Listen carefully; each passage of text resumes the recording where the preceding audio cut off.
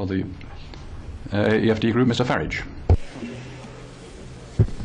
President, we're in the midst of an economic and increasingly humanitarian crisis, and yet Commission President Barroso is not here. Indeed, Herman Van Rompuy is not here either. Not that it really matters, because they're not prepared to listen to any debate or any argument. They're intent on pursuing their political dream of a United States of Europe. They're prepared to commit economic suicide for an entire continent. And tomorrow night, Mr. Van Rompuy has called yet another summit, at which he's going to present a strategy for growth and jobs. Elected MEPs, representatives of the people of Europe, from left and right, we've heard it all before. Remember, the euro itself was supposed to create growth and jobs, and yet it is actively destroying both of those things. The remedy we're being offered is more of the same. I would suggest that the medicine is killing the patient, and to increase the dosage is madness. And don't listen to those who will tell you that the only alternative is for Greece to stay in the euro. Everyone's pushing this. David Cameron, all the other leaders are saying we must keep Greece in the euro. If she leaves, the sky will fall in. It won't. There'll be a few difficult weeks, and then things will settle down. There'll be a boom in tourism.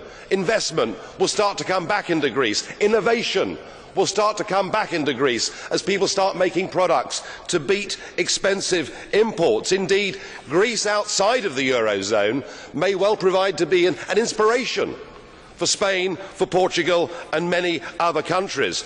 We need to recognise that a terrible mistake has been made. We must resolve to put it right. We've got to give people hope, because out there now is absolute despair. We all remember Dimitris Christoulis, the 77-year-old former pharmacist who shot himself dead outside the Greek Parliament. But he is just one of a growing humanitarian disaster.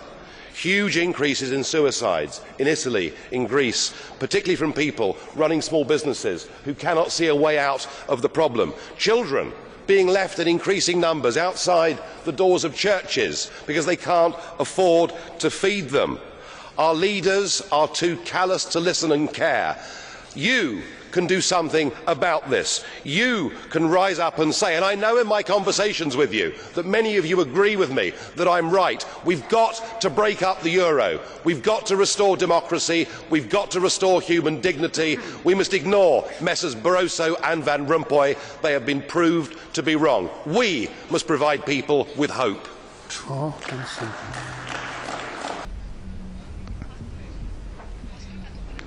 Well, I listened very carefully to what Mr Farage said, and he once again reiterated his position that Greece should leave the Eurozone, and we'll go back to the drachma, its own national currency.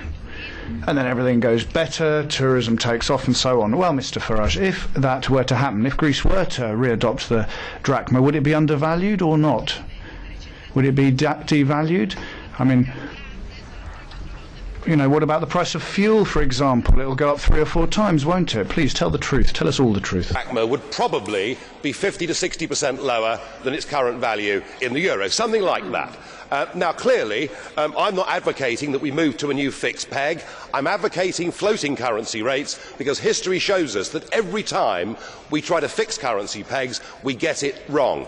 The risk, of course, is that the cost of imports would rise, which is why I said that what it would also lead to is innovation in Greece as people started to make products to undercut the price of foreign imports. But I tell you what it would give Greece a chance, because stuck inside the euro you are going to be literally destroyed.